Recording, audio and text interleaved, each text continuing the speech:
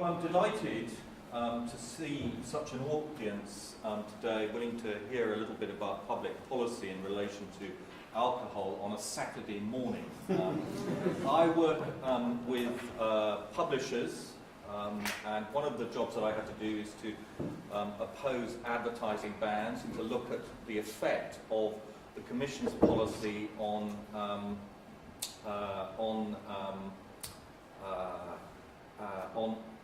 publishers, basically. So one of the things we do is we screen all the policy coming out of the Commission to see what kind of impact it's going to have on publishers. So far it's mainstream publishing, but it's a broad church, I would say, so I include bloggers as part of publishing. But today my mission is rather different, and that is to describe the concerns relating to public health and alcohol,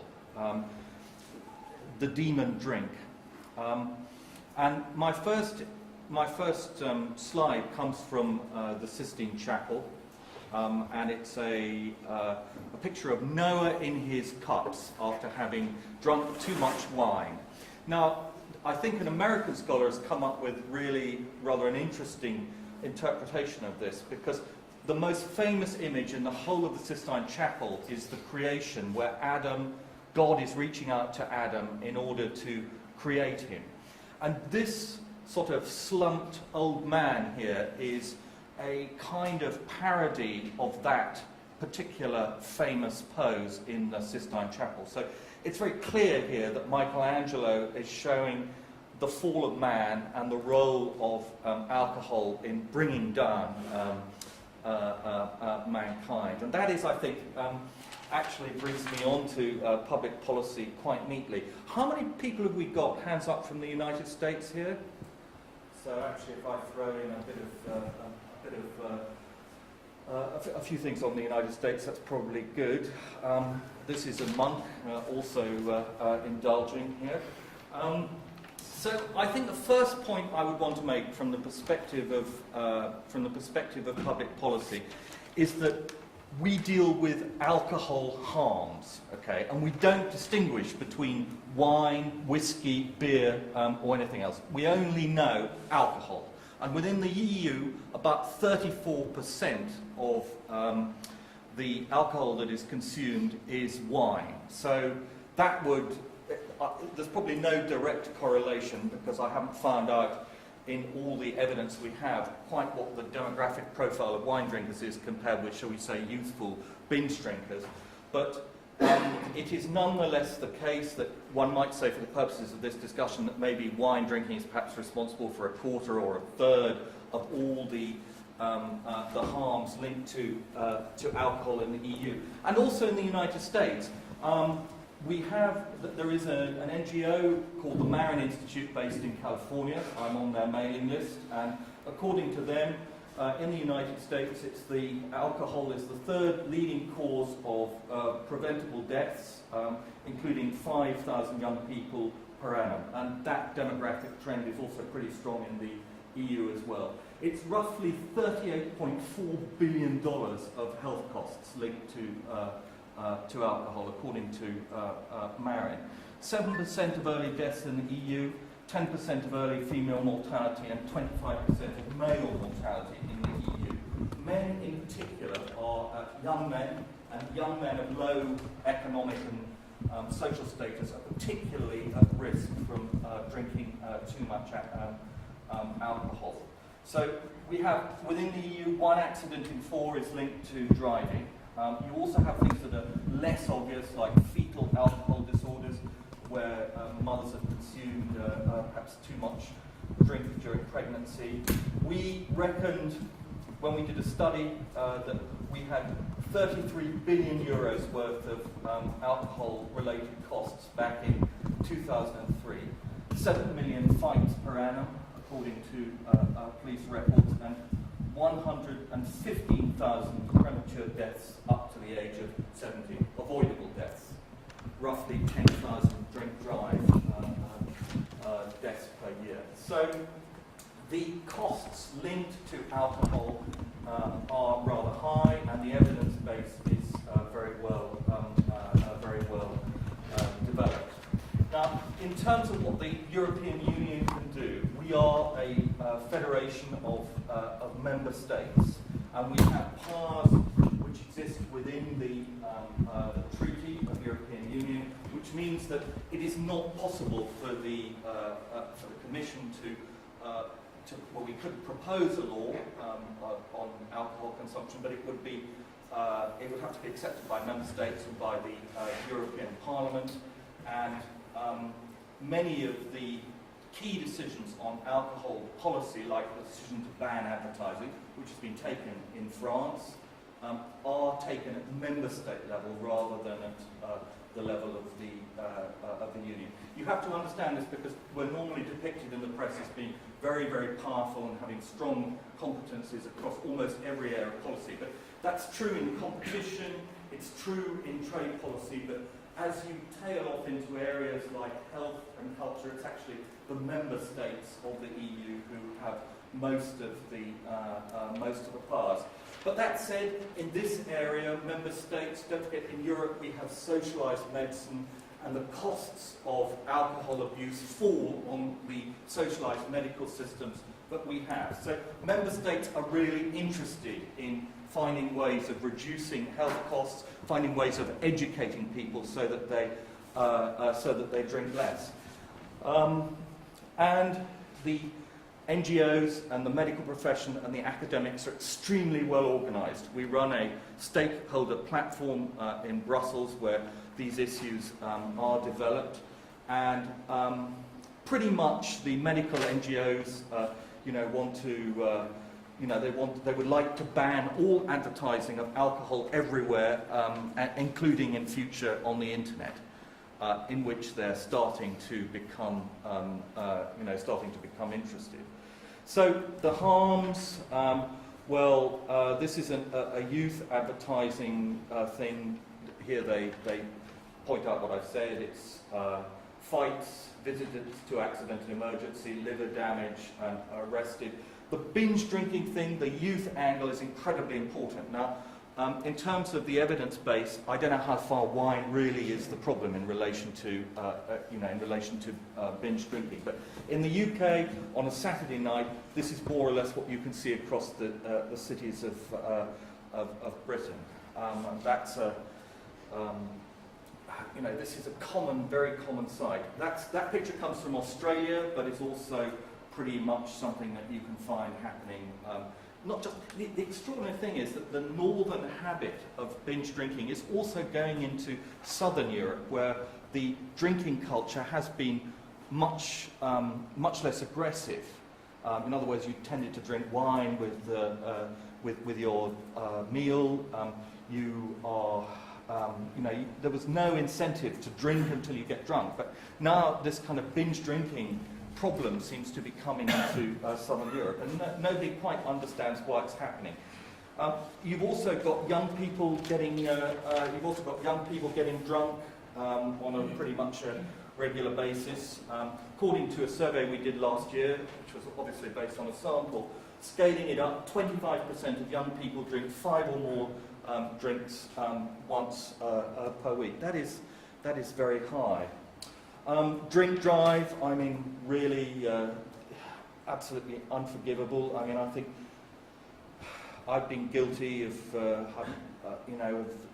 driving perhaps with half a glass too much myself.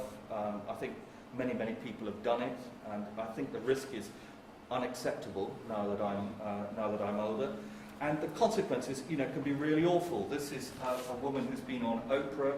There's before and after shot there. She was trapped in a burning car after a head-on collision with a drunken driver, basically. And what can I say? I've just read out a whole load of statistics. We've got 500 pages of reports. We've got conclusions of the Council of Ministers. But this is the personal cost of alcohol harm in its most dramatic format. Poor young woman, basically. On which note, the softer image of a couple of bottles of Gruner Veltliner, which I consumed several years ago on a very agreeable lake in Corinthia, I would leave you with the thought that you are individual bloggers, but one of the things that the medical profession, the points they make when they criticise advertising is the total weight of communication that is taking place. So even if in advertising a lot of the advertising is brand related, and it's intended to get people to change from Johnny Walker to some other brand of whiskey or whatever, there is nonetheless that they argue that there is a collective effect which endorses the product beyond the individual impact of one particular communicator or one particular advertising.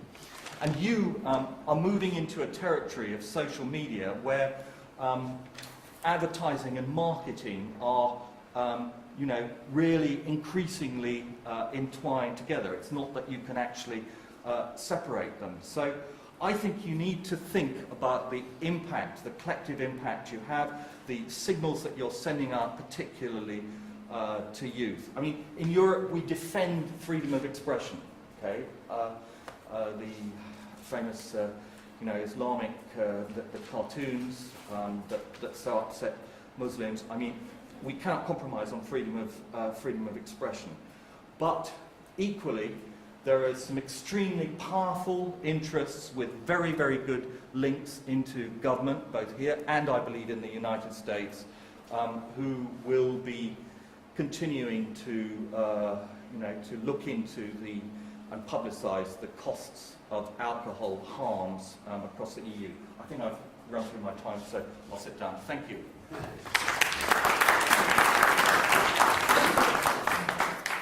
Very much.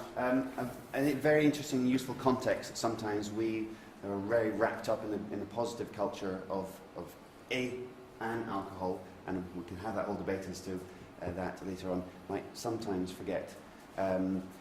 George, good morning. My name is George Sanderman. I work for a company in Portugal called Survive Vinhos, and in the spirit of full disclosure, which I do like to have in these circumstances, tell you a little bit about the company and what our interests are in the wine in moderation program, which is part of the social responsibility project that the company has.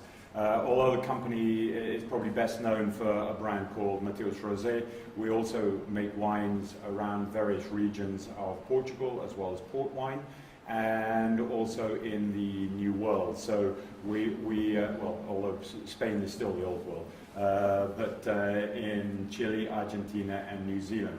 So we have a little bit of coverage around the world, as well as exporting around. We have a focused social responsibility program, which is built on 4 pillars, which you can see here. And of these pillars, the one that we're most interested in and we're most active in at this point in time is what we call social aspect of alcohol and reducing alcohol-related harm.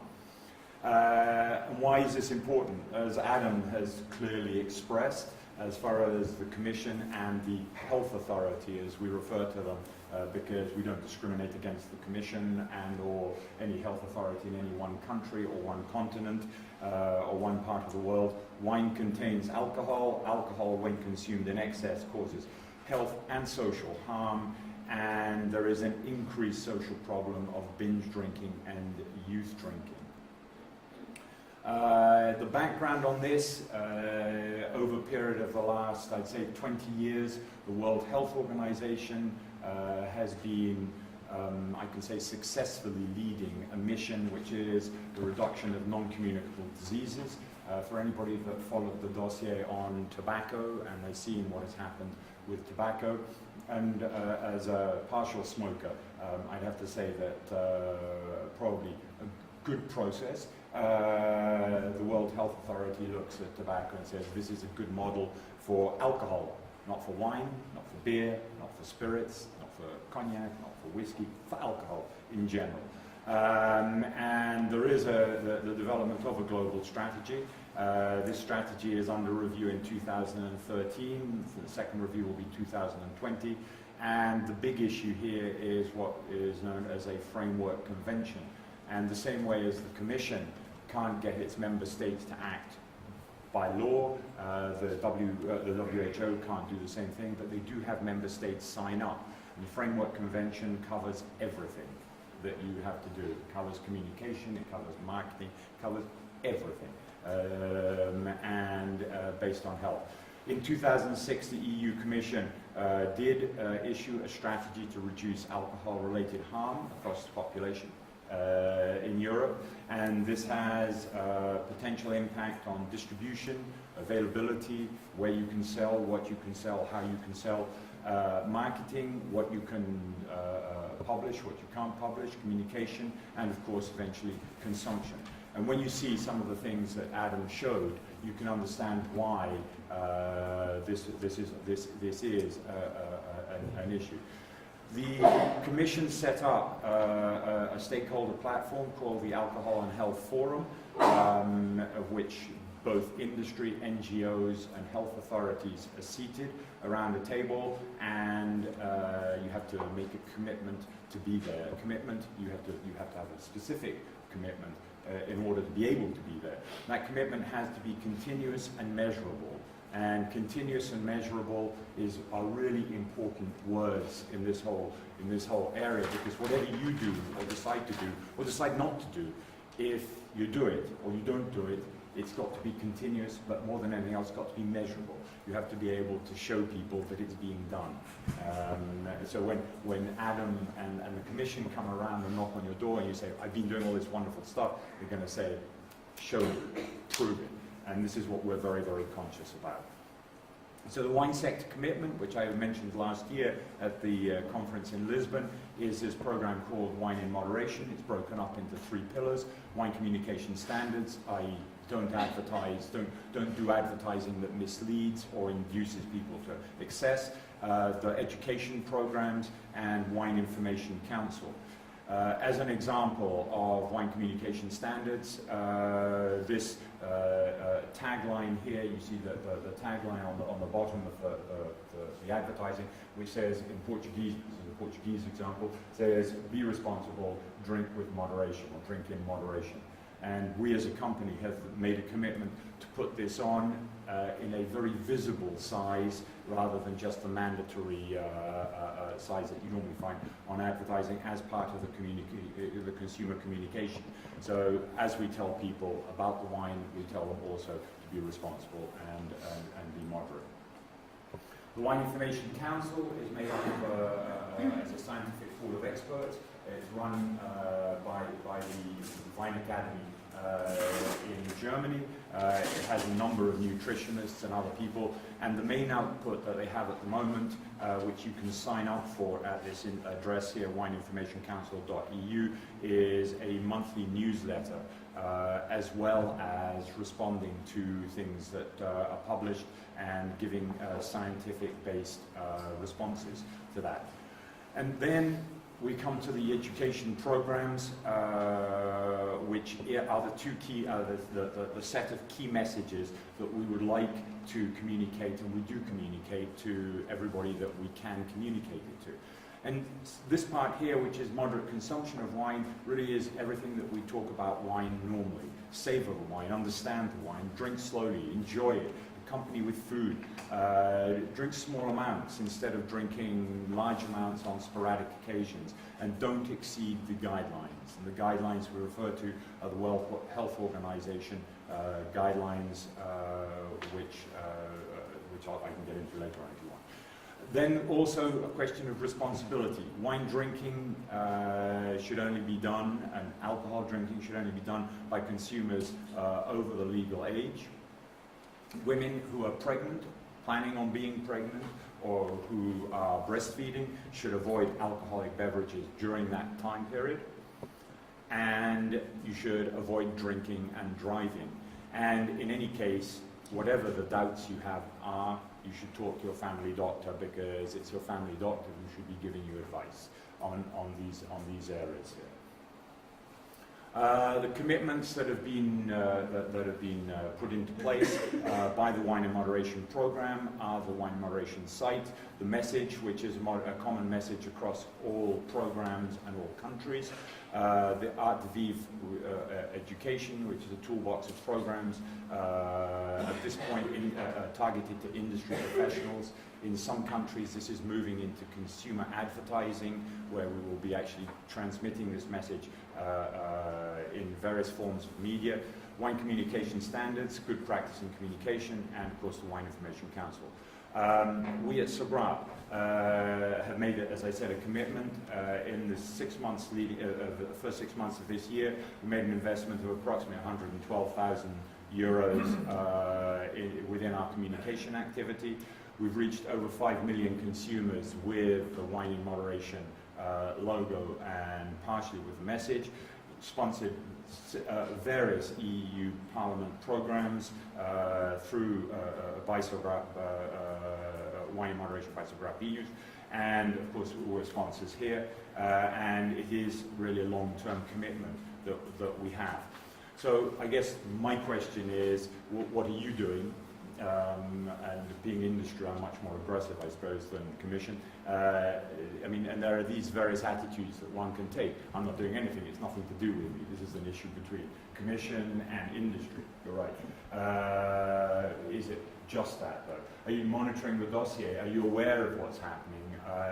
Is it of interest? Is it of concern? Are you using best practice communication? And when I talk about this, it's that question of like, if somebody says, well, you know, I actually had a bottle last night and it really felt good and I got sloshed and fell over as a joke, is it really a joke? Or are you able to include positive messaging in the materials that you're publishing and explain to people some of the aspects of moderate wine drinking? And more importantly, whatever you're doing, is it measurable? Could it be measurable? How can you measure it? How can you show later on that in fact it is being done? Thank you.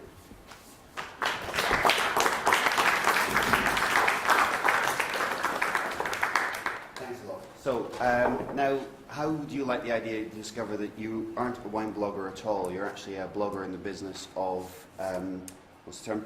Non-communicable disease. Spreading a non-communicable disease. Because actually, in many legal aspects, that's what we are in. So it might seem a bit odd to be talking about strap lines or whatever it is, but, you know, we have to find a way to maybe address that. And if we don't, that's where we end up. So anyway, I've got loads of questions and ideas of my own. I'm sure Ken's got some views on a different perspective, I think. Yes, thank you. So may I just leave that up if you don't have a presentation, right? I don't have a presentation, but I could show some nice pictures of Vienna that I've taken. We'll do that tomorrow. We'll do that later. Yeah, wine cellars, street views and so on. Cool. Yes, I take great exception to the idea that wine bloggers are necessarily in bed or closely associated with advertorial content or promotion of alcoholic beverages. Certainly with respect to the abusive consumption.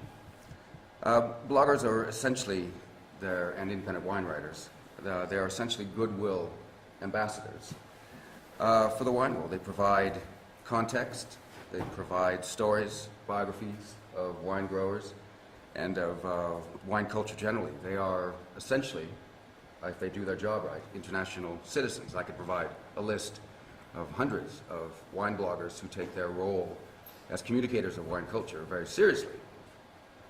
And the responsibility is inherent in precisely their measured themes and the kinds of detail that they explore and that they explain to their readers, some of whom have many. They provide badly needed background and balance in a wine world driven by lifestyle advertorial nonsense that has hitherto been dominant, but now we can all agree is being eroded. Certainly, they are no longer in the they no longer grip the public imagination as they hitherto have. The wine blogging community is extraordinarily wide and diverse, an extraordinary source of harvest reports, of new vintages, of a winemaker's switch from organic to biodynamic, or from the improvements in industrial winemaking, if you will, the business of winemaking. They provide an extraordinarily wide variety of information. So a great deal of understanding of the wine blogging community is required before you make extraordinarily wide-reaching claims of the interconnection between advertisement and alcohol, especially with respect to in any way, shape, or form promoting drinking in excess. Wine writers, but also beer writers and sake writers, they're quite a diverse group as well. They remove alcohol from something to be merely drunk, and as I've said, place it in a wider and more expansive timeline, cultural timeline. Because the alcohol writers themselves realize, if they've been in it for quite a period of time, that the internet actually endures, that their work endures. No wine writer, wine blogger on the internet any longer believes that they are simply writing a momentary or gratuitous flash-in-the-pan piece. They actually are developing archives. Their names are becoming associated with their work product. So they themselves have developed a history, their personal autobiography, their adventure in the wine world, that they are responsible for, that they are accountable to, and their many readers that one would hope develop and multiply over time, because they recognize that consistency, that focus, that excellence in wine writing. And furthermore, the internet is no longer this transitory phenomenon. The Library of Congress of the United States, only 4 or 5 months ago, announced that they are cataloging all tweets from Twitter for future research by anthropologists, one presumes, or social researchers of various sorts. So what was originally considered simply an offhand, a one-off kind of contribution to a discussion has instead taken on a sort of permanence of its own sort, a certain historicity, if you will. And a blogger themselves, provided proper archiving, can see along with their readers the change and transformation of their work and their drinking enthusiasms and the historical and cultural matters that I referred to a moment ago. The medicalization of all alcohol, although necessary in its own way, is profoundly, in my view, profoundly insufficient for understanding the universal appeal of alcoholic beverages. Wherever humanity has settled, alcoholic beverages have been present, typically at the center or the heart of sacred and social ritual. Despite the demon drink, there is also the divine drink. Archaeological evidence, a book recently by Dr. Patrick McGovern, strongly suggests that alcoholic beverages played a very profound role in the origins of farming and the origins of human settlement itself. The experience of intoxication, certainly historically, rather than being a demon, releasing a demon, has been a path via the shaman and other cultural figures, certainly in Neolithic cultures, and moving forward, has been a central pathway to the divine and to certainly sacred communication, as well as to community integration. So the medicalization, I think, is wrong-headed in its simplicity. And furthermore, it may not matter. Ultimately, there are larger political and social realities. If you don't believe that wine, let's take wine specifically, is a part of a larger culture, then I invite you to reflect on Austria's recent difficulties, political difficulties, and how that may ultimately impact their market share emerging out of a series of social and political, or winemaking and political catastrophes. You now have the spectacle narrowly avoided of the Freedom Party's leader being the very mayor of Vienna. So it just, so the United States, let's just close right quick. The United States may have its Sarah Palin, the so-called grizzly mama, but Austria has its Barbara Rosenkranz, the Reich mother. So political culture bears greatly on wine culture. They are intimately connected. And to isolate the blogging community, or even alcohol advertisement in its broadest sense, as a social scourge, I think, although it in part is, it misses the larger point of wines and alcoholic beverages situation overall in certainly our Western cultures, but internationally as well.